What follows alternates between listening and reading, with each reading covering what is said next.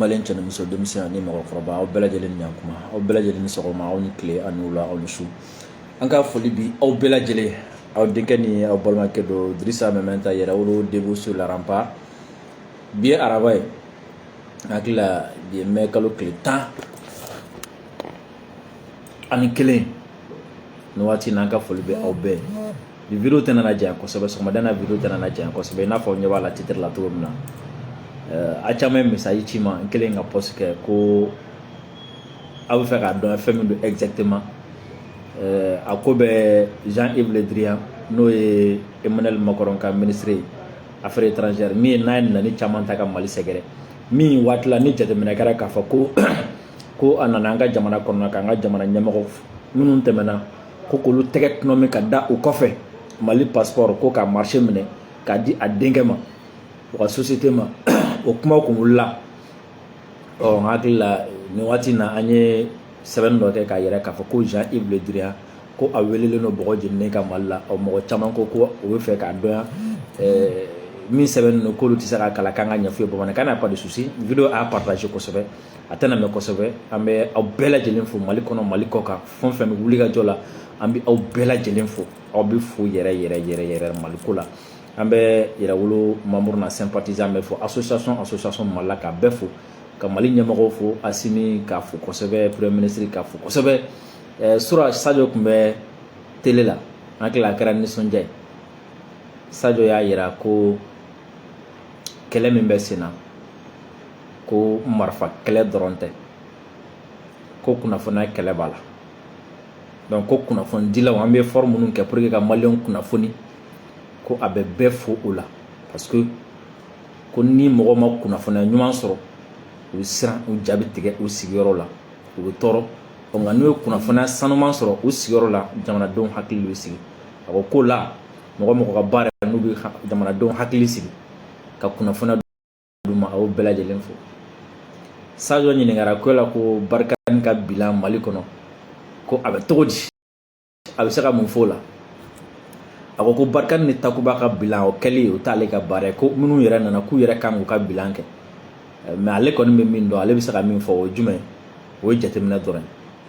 ko u nalen ni sisan cɛ bɛɛ ka jateminɛ n'a sɔrɔ ni lakanabaliya ni dɔ bɔra la ou bien ni dɔ farala kan ko k'o yɔrɔ jateminɛ san 10 walima san 9 k'u bɛ yan ko yan'u ka na ko gɛlɛya kɔni tun bɛ kɔrɔnfɛla de fɛ ko mais k'u nanen gɛlɛya bɔra kɔrɔnfɛla la a carina ka taga Mali fan bɛɛ lajɛlen fɛ donc u nali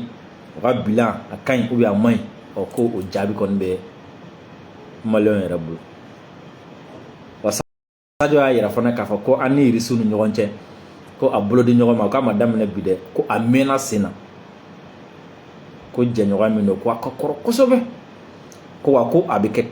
hukumu min kɔnɔna na Mali ka bonya b'a la Irisi ka bonya b'a la ko parce que ko mɔgɔ si tɛna wuli ka n'an dɛmɛ ala kama dɛ ko mɔgɔ b'an dɛmɛ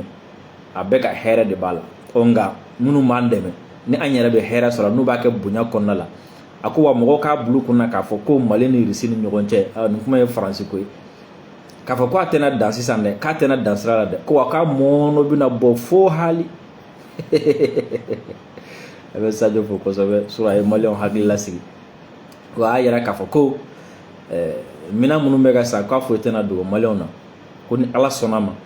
ko minɛn minnu bɛ nalen ko a bɛɛ lajɛlen bɛna ɲɛfɔ maliyɛnw parce que maliyɛnw de ka wari donna a la ko nka ko sisan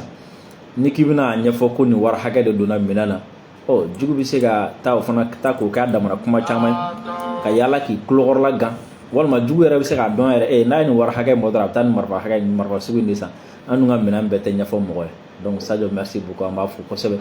ka maliyɛn bɛɛ lajɛlen fo k'an ka sɔrɔdasi bɛɛ lajɛlen fo u bɛ ka nin baara in kɛ ɲɔgɔn fɛ en groupe en bloc u mɔgɔ 5 bɛɛ k'a daminɛ Asimina Maliki Diaw Sadio yɛrɛ Modibo Kone colonel Wage ani mɔgɔ ka sous-marin fɛn fɛn bɛ baara la ji jukɔrɔ parce que an b'a dɔn sous-marin fana bɛ olu fana ka ca nka komi olu tɔgɔ bɛ ji jukɔrɔ an tɛ bɔ n'olu tɔgɔ ye sanfɛ parce que fɛn caman bɛ kɛ la an b'a dɔn sous-marin don olu ka baara don n'an y'u tɔgɔ bɔ jugu bɛn'u dɔn yan jugu bɛna se k'a b'u fana kɛlɛ k'u tɔgɔw tiɲɛ nka an b'u tɔgɔ to dibi la an bɛ élément fo élément fɛn fɛn bɛ terrain kan nin waati na an b'a bɛɛ lajɛlen fo Mali kan a base a poste a bɛɛ élément fɛn fɛn bɛ terrain kan nin waati na an b'a bɛɛ fo ko marifa b'u bolo an b'u fo convocation dira Jean-Yves Le Drian ma. Ko togo di monsieur Jean-Yves Le Drian ni ale bangera juin kalo tile 30 san 1947 kɛra Lorient France o fɛn min Mali juge d'instruction sa commune 3 la deuxième cabinet o de ye convocation sɛbɛn ka ci Jean-Yves Le Drian ma ko Jean-Yves Le Drian Mali charia Mali kiribon Mali charia tigiw Mali juge u mɔgɔ bila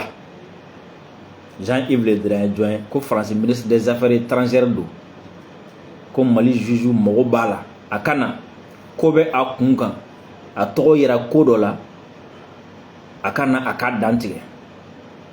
a tɔgɔ yira affaire dɔ la a kana a ka dan tigɛ ko u b'a ɲini a fɛ a kana Bamako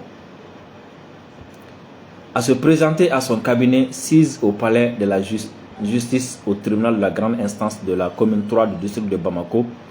pôle économique et financier. Donc, ni ye pôle économique kɔni tɔgɔ mɛn dɔrɔn kɔrɔ ko yurugu ko don, kɔrɔ ko nafolo ko don, kɔrɔ ko nafolo dɔ bɔra a ma bɔ a bɔcogo la, nafolo dɔ tununnen don, nafolo dɔ tiɲɛna, nafolo dɔ yurugu la. Jean-Yves Le Drian e tɔgɔ ma ye dɔwɛrɛ la fo nafolo yurugu Mali la yan a dun fara k'i t'i to dɛ. Mali kura ye min ye ɲɛmɔgɔ minnu bɛ Mali la sisan cɛ hali ni makɔrɔ ye Mali fɛn dɔ dun a bɛ convoqué siran tɛ yen ko a bɛɛ ni Ala cɛ fɔlɔ Mali juge tɛ dɛ ne taara bɛna fɔ cogo min na o kun k'a fɔ k'a bɛ kariya ka convocation di France ministre dɔ ma et de surcroît France ministre min n'a bɛ ministère la a ma bɔ ministère la fɔlɔ ni juge fɛn o fɛn kun y'a kɔrɔbɔ Mali la. C'est vrai, on va faire que la justice est indépendante. C'est vrai, on va faire que le juge est contrôle. C'est vrai, mais les juges font que nous avons corroboré mal là. Quand on a dit qu'il faut qu'il y ait qui fait que nous commune d'âme à d'abord il y a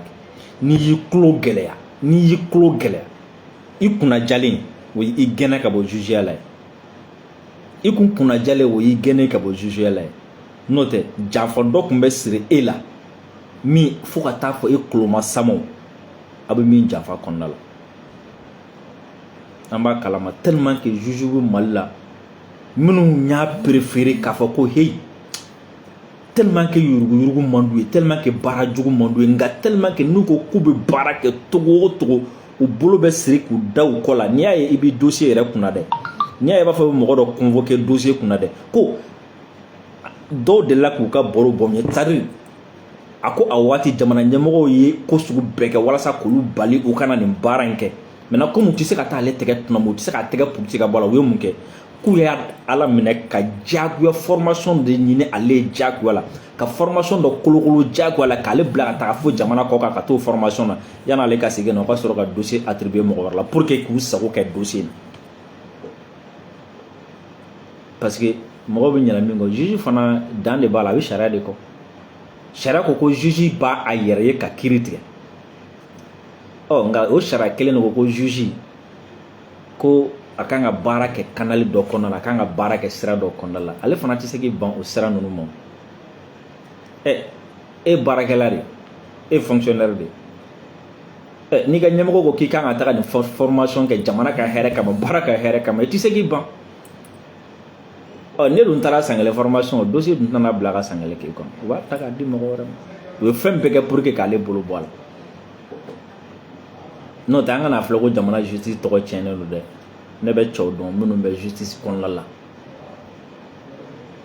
Ni kilennenya tɛ fila ye, kelen y'u ta ye.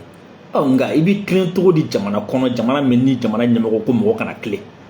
I bɛ kilen cogo di jamana min kɔnɔna na ni kilennenya bɛ ɲɛmɔgɔw yɛrɛ tɔɔrɔ. A kun tɛ se ka kɔrɔbɔ koyi. Nka bi a kɔrɔbɔlen filɛ. Ni convocation a ma ci bi dɛ, a cira kabi avril kalo tile 20 k'a ci Jean-Yves Le Drian ma k'a welelen don a kana dantigɛ. Mali ye ko a kana dantigɛli kun affaire jumɛn don? Affaire société civile et ministère public contre Jean-Yves Le Drian. Ko ni aw hakili b'a la Mali kɔnɔ ala ma mɛn kosɛbɛ. Mɔgɔ dɔw y'u fara ɲɔgɔn kan k'u bɛna plainte de Jean-Yves Le Drian contre la, hakili tɛ a jɛkulu tɔgɔ la, hakili t'a mɔgɔ tɔgɔ la, mais a kɛra kɔsɛ in na. Donc ko jɛkulu dɔw bɛ yen nɔ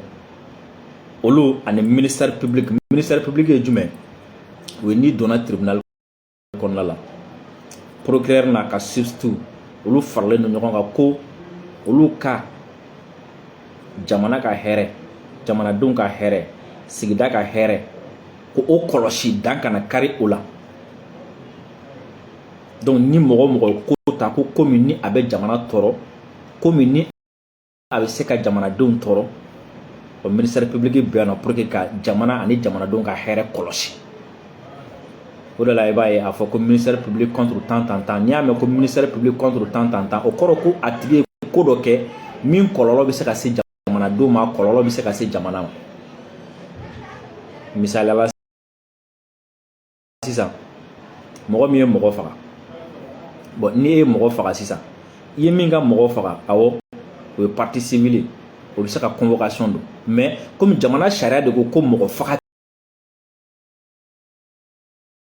ti bɛn donc jamana sariya sɔsɔra donc jɔn kan ka jamana sariya kɔlɔsi jɔn kan ka jamana ka hɛrɛ kɔlɔsi parce que ni mɔgɔ fagara o man ɲi ni a kolokolola a tigi bɛ se ka ɲɔgɔn wɛrɛ kɛ a bɛ se ka fɛn caman tiɲɛ sigida ye a bɛ se ka fɛn caman tiɲɛ jamana ye donc o la procureur bɛ wuli k'a jɔ donc procureur bɛ jamana ka intérêt représenter donc procureur ministère public ani société civile contre Jean-Yves Le Drian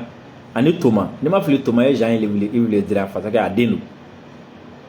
ko pour atteinte au bien public et autres infractions o wele kun ye jumɛn ko jamana ka fɛnw ko u ye dankari jamana ka fɛnw na c'est à dire jamana bolofɛnw o bien public fɛn minnu ye jamana ta ye quoi a bɛ se ka kɛ wari ye a bɛ se ka kɛ so ye a bɛ se ka kɛ cakɛda a bɛ se ka kɛ fɛn caman ye c'est à dire u ye dankari fɛn min na o fɛn ye jamana ta ye ko Jean-Yves Le Drian ni Thomas ni ma fili o y'a den ye u ye dankari Mali ka fɛn dɔ la Mali ka hakɛ dɔ la donc u wele kun ye bɔgɔ jeninen kan k'u ye tiɲɛni don an kun ko u welela bɔgɔ jeninen kan ko ani dansago wɛrɛ n'o ye infraction wɛrɛw o dépend de l'état du Mali minnu kɔlɔlɔ bɛ se Mali ma